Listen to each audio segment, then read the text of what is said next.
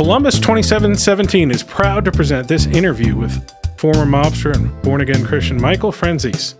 Columbus 2717 is a group of men in Columbus, Mississippi gathered in the hope of seeing the men of Columbus strengthened in the lives in which they've been called. This interview was performed a couple weeks ago when Mr. Franzese came and performed at the Trotter Center in Columbus. A very interesting listen. Welcome, everybody. I'm Colin Krieger. I'm here today with our super special guest, Michael Franzese.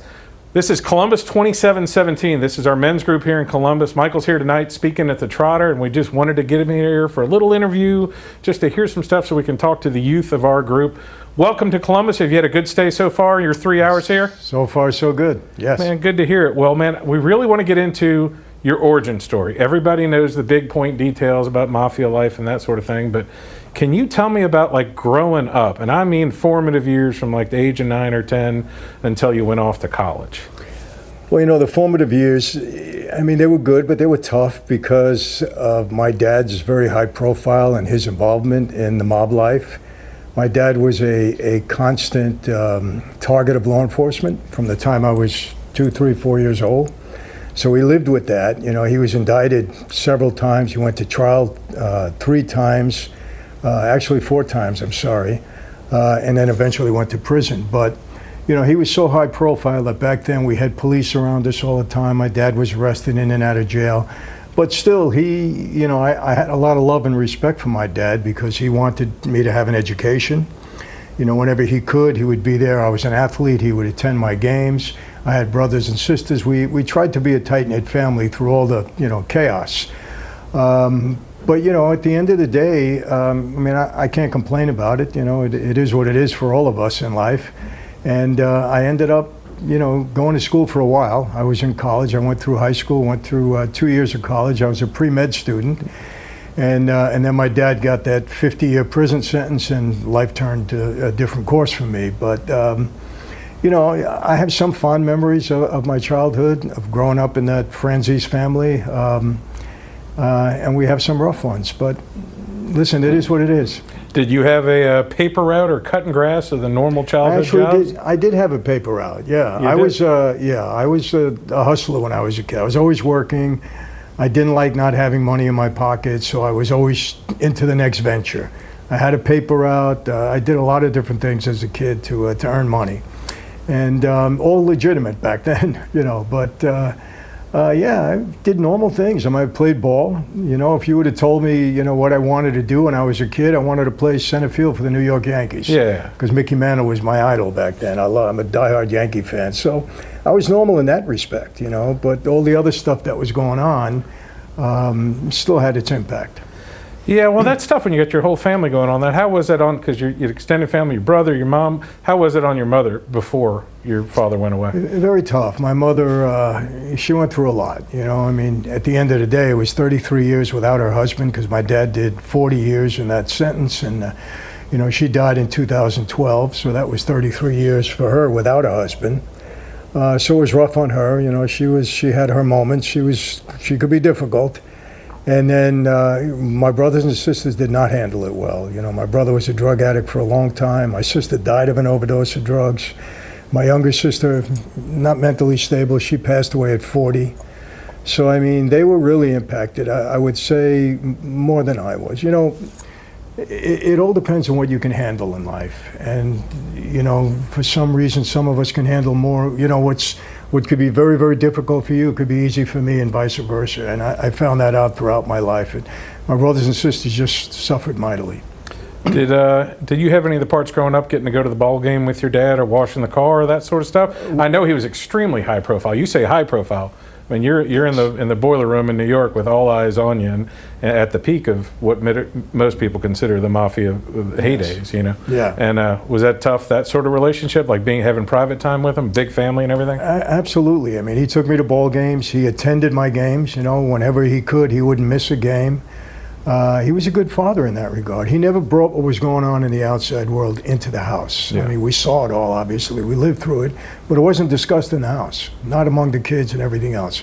My dad was a vitamin nut, I would say. He would take 30 pills a day, and he would force it on all of us kids. He would chase us around with cod liver oil. So he was a loving father in that way. But just every day was an interruption with him. It was very hard. And despite his incarceration a couple times, he lived to a ripe old age, correct? My dad did 40 years in prison. He was released at the age of 100. He was the oldest inmate in the system at the time of his release, and he passed at 103 during COVID. That's incredible. That's a testament to his strength too, Yes. and some of that must have rubbed off on you. So you were going to college, and I've read the books and understood, like, you know, when he went away to prison, you came back and started helping with the family. If you don't mind me asking, was your involvement just kind of in the shadows before that? Were you really were you on the streets like Calogero or in the movie, or what were you doing? Well, I became a target immediately. I mean, my first arrest, I was 18 years old. And, I went to trial 5 times by the time I was 21. My dad said, you got more trouble than me at an early age. He was very upset with me when I would visit him in prison. And that was just me trying to do some work, and they would send people around me to try to set me up, I mean, honestly. And, I spent almost a year on trial. Actually, it was a little over a year if I go back to back with some time off. So I immediately became a target, and unfortunately, I really hated law enforcement. I hated the government. Until this moment, it's not only what I believe, it's what I know for a fact. My dad was framed. He did all that time for a crime he didn't commit. So I had very bitter feelings because of the impact it had not only on him, but on my family. So, I mean, I hated law enforcement. I hated the government. I hated police. I don't feel that way now, but I did growing up, and I did through, a good part of my first half of my life. So, I mean, your formative years, both in personal life and in the mafia, I mean, that's Rico, Rudy Giuliani, all that coming to fruition, right? So they were, I think, in my opinion, using y'all as lab rats. Let's see what we can run through the courts. Is that accurate? Like really going after anybody involved? Well, yeah. I mean, I ended up being arrested 18 times by the time I was 35. I had 7 indictments, 2 federal racketeering cases, one brought on by Rudy Giuliani. I had a state racketeering case.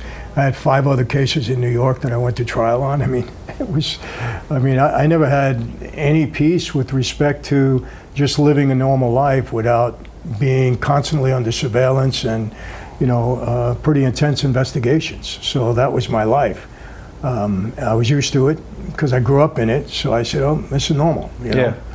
It's amazing what normal can become for anybody. So, and speaking of that, so your journey led you into prison, unfortunately. Yes. You were in solitary for a long time, and is that correct? I was in solitary 29 months and 7 days, to be exact. So was this a storybook solitary confinement in a dark cell with one window, or was it kind of okay, or how was it? Well, no. I mean, it's a 6x8, 6x10 cell. Sometimes you have a window, sometimes you don't. It all depends on the institution you're in and where they put you. But it's tough. Solitary is tough. Solitary is definitely a form of torture. And I'm dead set against it for young people. I saw a lot of bad things happen, during my time in solitary with guys that they had enough. Yeah. And I don't demean them because it was rough. I was fortunate I got through it. Part of the, when you speak publicly, both on podcasts and your walk of faith, I hear you talk a lot about, hey, it's Rudy Giuliani, but I understand he was doing his job, or as a police officer, I didn't like him then, or there's guys in prisons doing bad things and I forgave them. Was your walk into faith, was that part of just being in prison and reading on your own, or was it your wife coming into the picture? What's the story on that? Well, prior to my going in, my wife and my mother-in-law were strong Christians, strong people of faith, prayer warriors. And so I listened to them and I respected them for their sincerity. I believe they were for real, and they are for real. But I wasn't buying into it. I mean, I wasn't falling for a relationship with Jesus. And for me, Christianity is all about, this life is all about a relationship with Jesus. That's it, bottom line. But I didn't understand that. I wasn't into it. I thought I was the kind of guy, I can take care of anything. I beat 5 cases. I always have an answer. I'll always figure it out, no matter how tough it got. That was my attitude. So it wasn't, you don't rely on God when you think that you can do it all. And I didn't mean that in terms of an ego. I just felt, hey, I'm capable of handling my own stuff. Nobody else is going to do it. I have to do it. But prison was, it was a tough time. I did 5 years. I got out. The government was trying to make me a cooperating witness against my former associates, and I didn't want to do that. I was actually playing a game with them because I really wanted out of the life But so I had to kind of placate them, but I wouldn't go where they wanted me to go, and they wanted all or nothing. And at the end of the day, they were very upset with me, and that's when they violated my parole after I was out for 13 months, and they were going to put another case on me, a big case, and they locked me up, and they said, "You're never coming out of prison again. You know, you're lucky you beat the Giuliani case because you would have gotten 50 years, but we're going to put you away forever." So that was a tough one. And the first night in solitary was probably the worst night of my life to that point, probably the worst night of my life, period. And it's when I first turned to the Bible, because a prison guard put one in my cell. And it started me on my journey.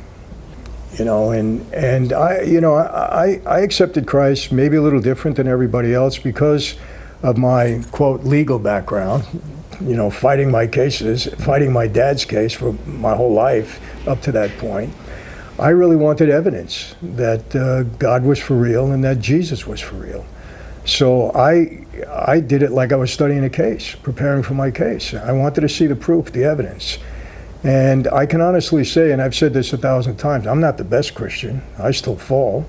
I'm a lot better than I was back then because I have a relationship with the Lord. But my faith is rock solid. Nobody can tell me differently. Nobody.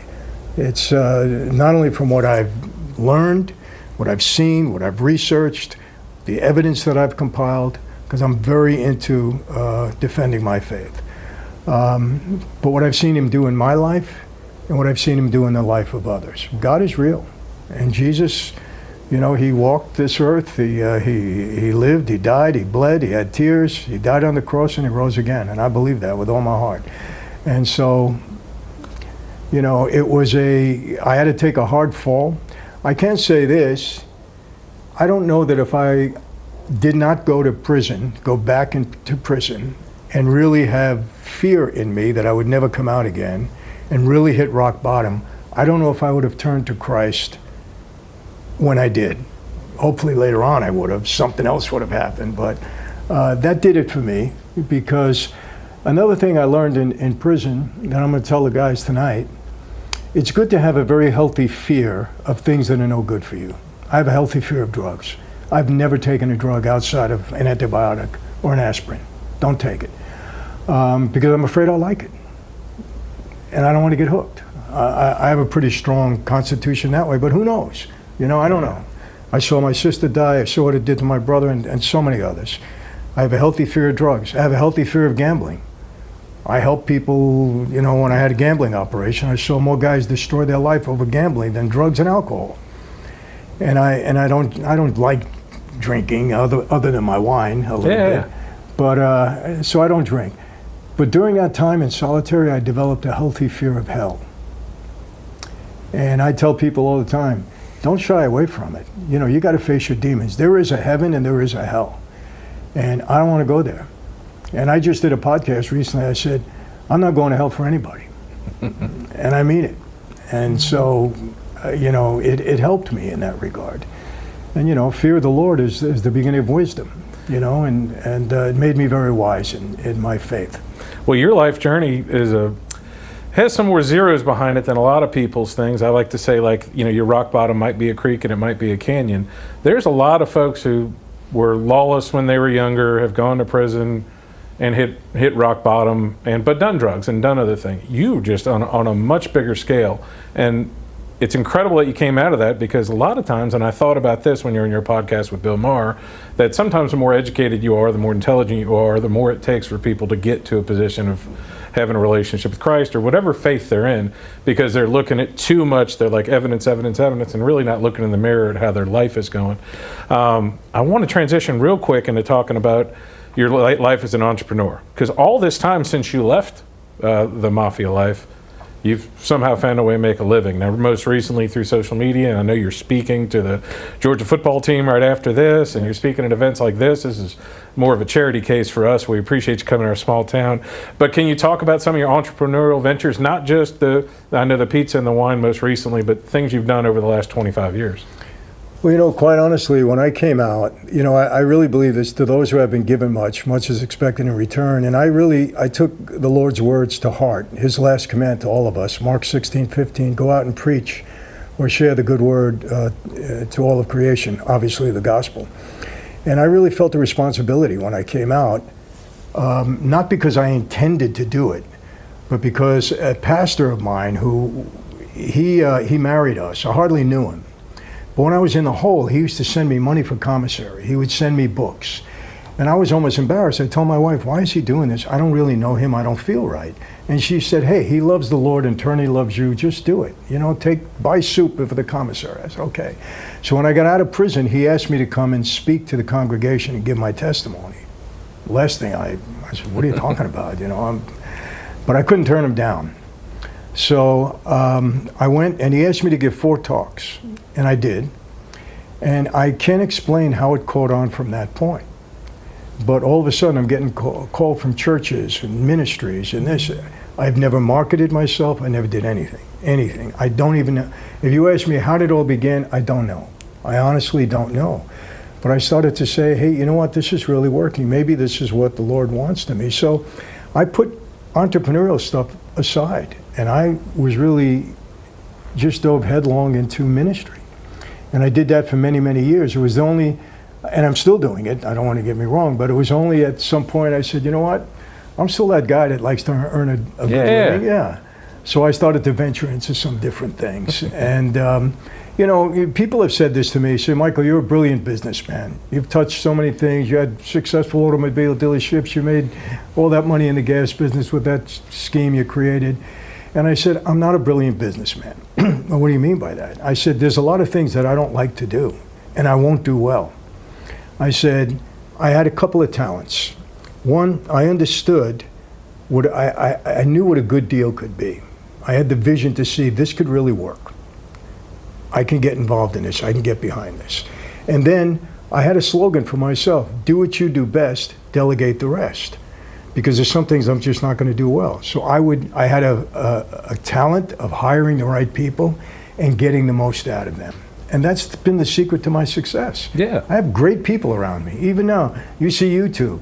You know what goes on behind that? The people are doing the thumbnails and making all this and sending me content. And I just sit there and talk.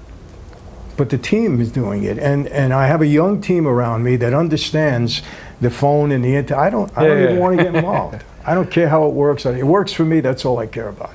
But they know everything. Well, that's always an interesting part to me, especially when you talk about the time period that you were involved with the mafia. A near half of the things you were doing in New York that were considered illegal, the state of New York is running right now. Sports books and all kind of other 100%. Horse racing and numbers games and lotteries and stuff. So it's interesting how that's come around. And I sincerely appreciate your time here, because what I firmly believe the saying, you give it out in slices, it comes back in loaves. You've come on our little thing here to help our group in Columbus, and I know you're going to reach some people here tonight.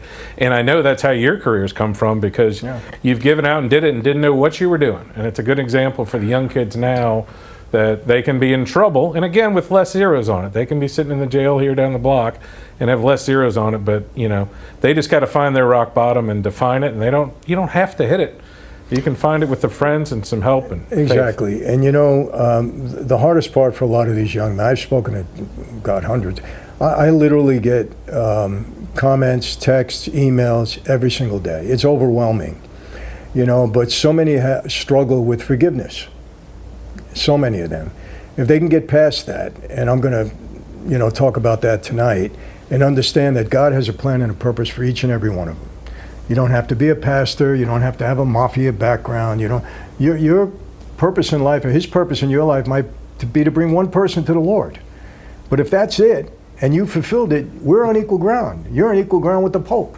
If you fulfilled God's purpose in your life, however minor you think it might be, then we're on equal ground. And people have to understand that. So many guys come to me, Michael, I want to be a speaker. Well, is that your talent? Or you want that, or is that what God has instilled in you? Don't try to outrun God. Just get close to the Lord, and He's going to put you in your place where you're going to serve Him well. And that's what people have to understand. Well, the most important thing I've learned about forgiveness came from one of my best friends, who's a Jewish man, and he's taught me you need to go back in time and forgive your younger self. Like, you need to go back and look, and even from a week ago, don't go I'm stupid for doing this or I'm bad for doing that. Just say I'm moving forward now. And I think the church and Scripture and what you're doing helps that a lot. And we appreciate you being here, and I hope you get back to Columbus. Am I hearing rumors that you're getting a little tired of the road? Is that true? It's wearing on you at the ripe young age of 39. Is that correct? Yeah, I wish. But, you know, I love what I do when I get there. But honestly, I've been doing 40, 50, 60. There's years that I've done 100 dates, and that's on the road. And it's getting to me now. And I'm trying to, as a matter of fact, my team is telling me, if you'd focus more on YouTube, you wouldn't have to do anything else. And I said, guys, relax, okay? I just feel that I have a calling, and that's why I'm here. And I'll do it until the Lord says, and He'll instill it in me and say, okay, it's enough now. But I don't feel that yet. Well, when we're young, you know, we used to have to do things in real life, like without YouTube and without the cameras and stuff. And that's what I talked about when we were in the car with Dean, your friend, was that, you know, sometimes you still have to do stuff in real life. And this, I don't know if can translate through the cameras tonight, but we'll try to figure out. Thanks for your time. I appreciate it. Thanks for having me.